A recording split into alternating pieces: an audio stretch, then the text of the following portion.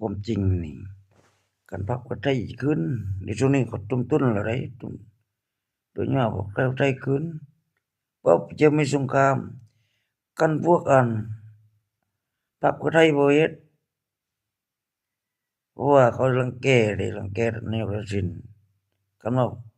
ก็ความตัวยั่วเนาะกันว่าแนวกสินขึ้นบ่ได้ว่า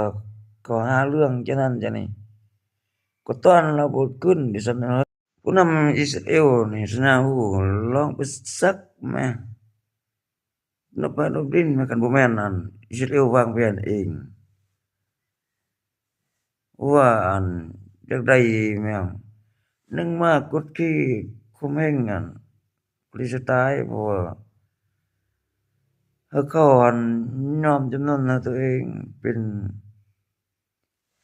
ขี้ทาสรับใช้ได้เว้าเรื่องแผนซ้อนแผนเนาะรัชกาลที่8มานั้น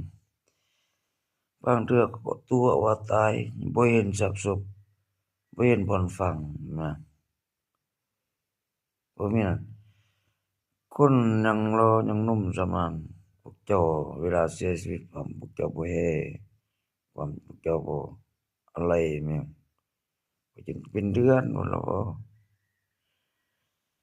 เพราะว่าเฮาก็ยังบ่เชื่อว่าอยากซื้อแล้วก็สิมายังบ่มีดอกเมียจังก็ถึกเลข3โตถึกเลขเมียว่าซั่นก็มารายงานถึกเลข3โตถึกเลขเมียอ้าวก็แสดงว่ามี3คนเนาะถึกเลข3โตถึกเลขเมียว่าซั่นอ้าวซื้อเลข4โต10อันนี้ก็จะหมดอะไรสิอ้าวนั่นน่ะมันแก้ไขบ่แม่นจับอาวุธแก้ไขหยังจังความจริงอ้าวตอนดึกนี่มันหยังคืออเมริกาคือสิเป็นตกอันนั้นพวกเจ้าสิเซ็นบทบันทึกจะนั้นจะนี่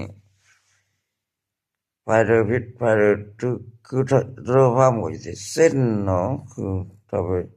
แล้วมึงแม่อยู่บ้านซุมพ่อเขาหมู่